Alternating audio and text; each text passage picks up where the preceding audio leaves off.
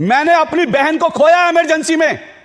आप लोग कुछ पढ़ते लिखते नहीं, कुछ जानते नहीं। आपको मालूम है मैंने अपनी बहन को इमरजेंसी के कारण खोया है, क्योंकि इमरजेंसी में डॉक्टरों ने मेरी बहन को नकली खून चढ़ाया था। इमरजेंसी क्या है? देखिए, जब विपक्ष एक तरफ हो गया था तब इंदिरा गांधी जी ने इमरजेंसी लगाई थी। तो क्या हुआ था उस वक्त? पर आपने 3-4 बार बीबीसी का जिक्र किया। अब मैं आपसे तो सुनिए ना, मैंने आपसे सीधा सवाल पूछा। मैंने पूछा, एक तरफ भारत की सुप्रीम कोर्ट फैसला सुना रही है कि ये सच है, दूसरी तरफ बीबीसी उसके अगेंस्ट दिखा रहा है कि नहीं ये सच है। लेकिन दुर्भाग्य से मानवी जैसे लोग आज भी गोरों के मानसिक रूप से गुलाम हैं, इसलिए उनको भारत की सर्वोच्च अदालत नहीं, उनको बीबीसी का एजेंडा दिखता है। और यही इस देश का दुर्भाग्य है। जब तक इस तरह से भारत में जो ब्राउन अंग्रेज है ना।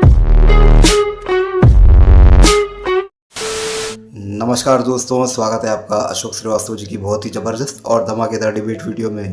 पिछले 60 सालों में दोस्तों कांग्रेस ने राज किया भारत पर, कांग्रेस की सरकार रही और इन्हीं 60 सालों में मुस्लिम तुष्टीकरण के चलते कांग्रेस की सरकार ने कई ऐसे दुष्कर्म, कई ऐसे पाप किए जो हिंदुओं पर हुए।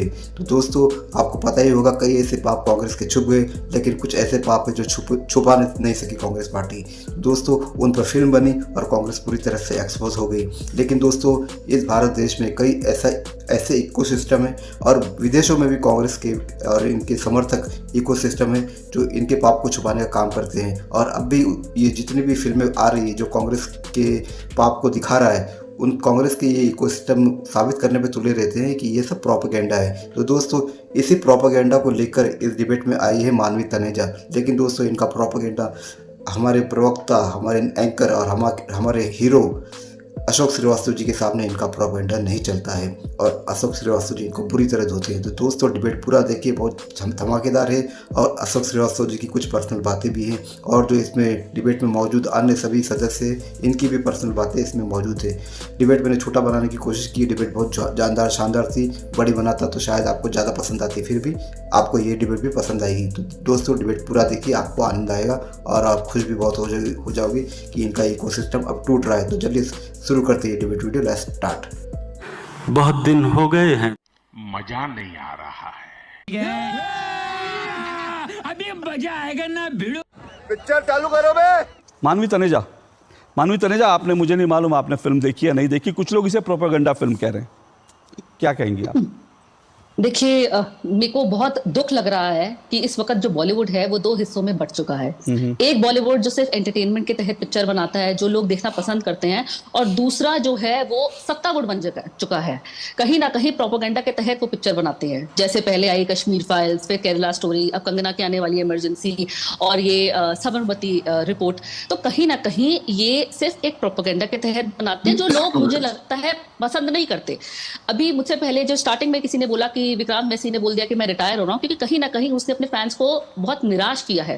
फैंस बहुत उदास हो गए हैं कि एक तरफ आप बनाते हैं 12th फेल मूवी, जिसमें आप बोलते हैं कि सरकार चाहती नहीं कि देहाती लोग पढ़े, क्योंकि अगर वो पढ़ेंगे तो उनका वोट बैंक असर करता है। वहां से उसको बहुत सराहा और वो कहीं ना कहीं रातों रात बहुत फेमस स्टार बन गया, बहुत पिक्चर मिल गई। और एक तरफ आप एक प्रोपेगेंडा के तहत पिक्चर बनाते हैं। दूसरी बात मैं बोलना चाहती हूँ कि अगर आपको इतिहास दिखाना ही है तो बीबीसी की डॉक्यूमेंट्री आई थी 2023 में। 2023 में आपने बीबीसी की डॉक्यूमेंट्री को बैन कर दिया। तो बीबीसी की डॉक्यूमेंट्री भी इसी चीज पे थी, गोधरा कांड पे। तो आप उसको दिखाने देते, उसको आपने बैन कर दिया। लेकिन ये सत्तावुड ने प्रोड्यूस करी है, ये जो डायरेक्शन है वो सत्तावुड से है, इसलिए आप उसको दिखाना चाहते हैं। कहीं ना कहीं आपके फैक्ट्स यहाँ पे ठीक नहीं है, क्योंकि पिक्चर में सच्चाई कुछ और थी, दिखाई कुछ और गई। मानवी तनेजा, एक सवाल पूछूं।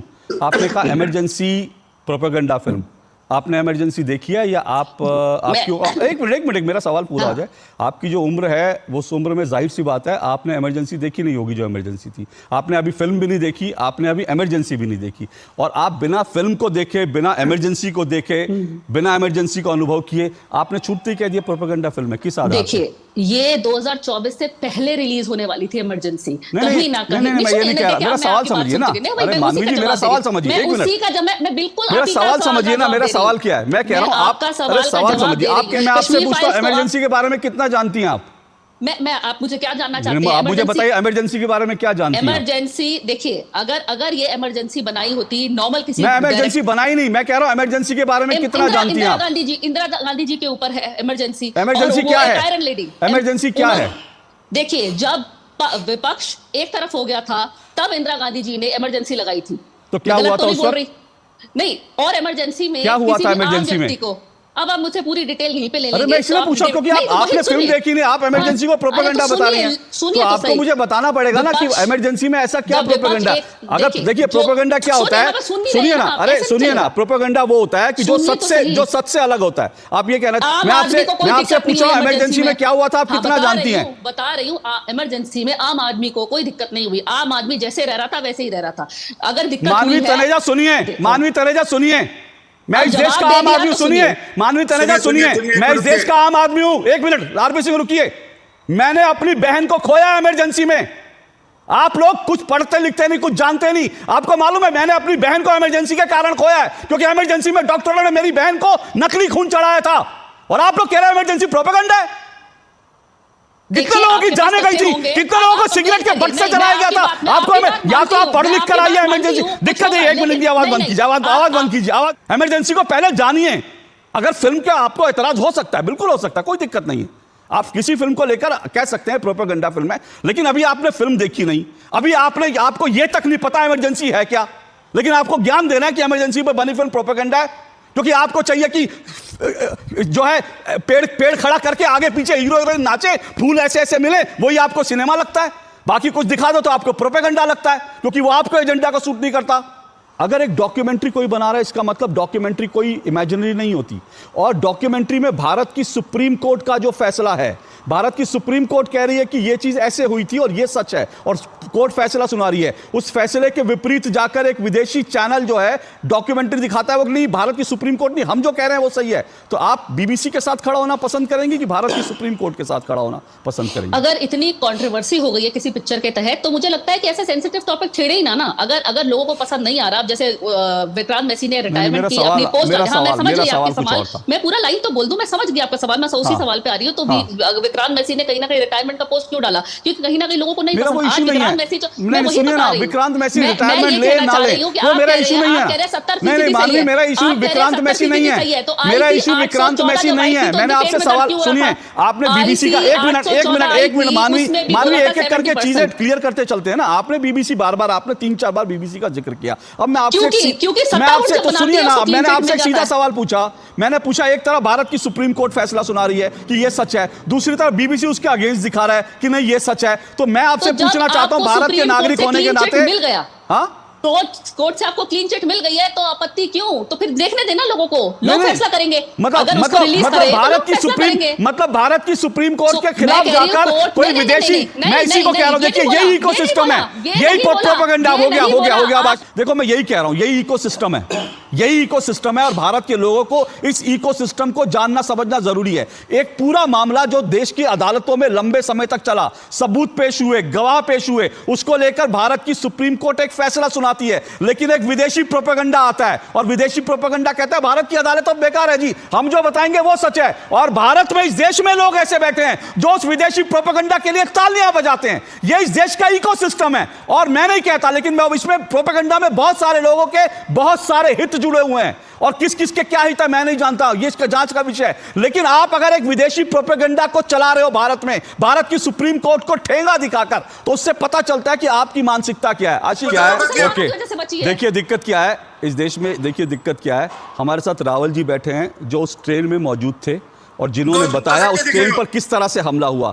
हमारे साथ आरपी सिंह जी बैठे हैं जिन्होंने कश्मीर में तिरंगा फहराने की कोशिश की थी, और उनको जो है उसको उठा करके उनको जेल में डाल दिया गया था। उन्होंने डंडे खाए थे कश्मीर में तिरंगा फहराने के लिए। हमारे साथ आशीष जोशी हैं जिन्होंने वहां पर लाइव रिपोर्टिंग की थी गोधरा के बाद। यहां पर मैं मौजूद हुई जिसने अपनी बहन को इमरजेंसी में खोया। लेकिन इकोसिस्टम क्या है जो जिसमें मानवी जी जैसे लोग पलते हैं बढ़ते हैं, वो इकोसिस्टम है। रावल जी झूठ बोल रहे हैं, आशीष जोशी झूठ बोल रहे हैं। वो तो घूमने गए थे, वो तो डल में जो है आरपी सिंह जी वो कर रहे थे, और मेरी बहन को किसी ने नहीं मारा, वो तो जो है मेरी बहन। तो आप सबका सच जो है अस्वीकार कर दो। कश्मीर में जो कुछ हुआ वो भी नहीं हुआ, उनके दादाजी ने उनको जो कहानी सुनाई वो कहानी सच है, बाकी सबका जो सच है वो झूठ है। तो आपके दादाजी का सच होगा, आपके दादाजी को किसी ने बचाया होगा, लेकिन 5 लाख लोगों ने जिन्होंने भागे, और वो लोग जिनको घर में मुसलमानों ने पनाह दी और जिनको पनाह देकर जिनका पता दे दिया, उनका सच भी है। मानवी जी, आज सच आपका नहीं होता, जो सच आपने देखा, आपने सुन लिया, आपने व्हाट्सएप पे पढ़ लिया, वही सच नहीं होता। इस देश का दूसरा सच भी है,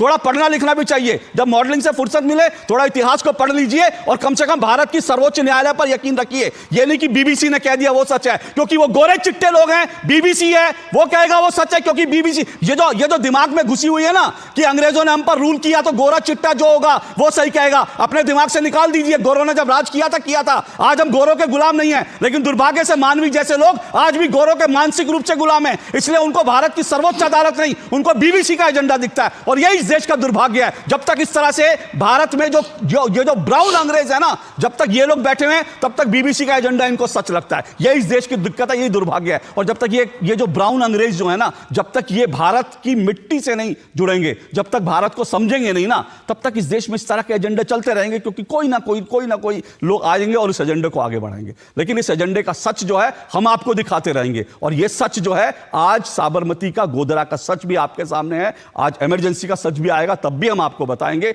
और साथ साथ कश्मीर का सच वो किसी से नहीं छुपा। कोई अगर आंखें बंद करना चाहे तो उसकी इच्छा है। ये बड़ी अच्छी बात कही आप।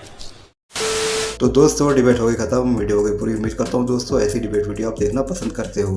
अगर आप ऐसी ही डिबेट वीडियो देखना चाहते हो आगे भी, तो फर्स्ट डिबेट के इस यूट्यूब चैनल को सब्सक्राइब करते हैं आप जरूर जाओगे। मैं मिलता हूँ आपसे अगली वीडियो में, तब तक के लिए जय हिंद, वंदे मातरम।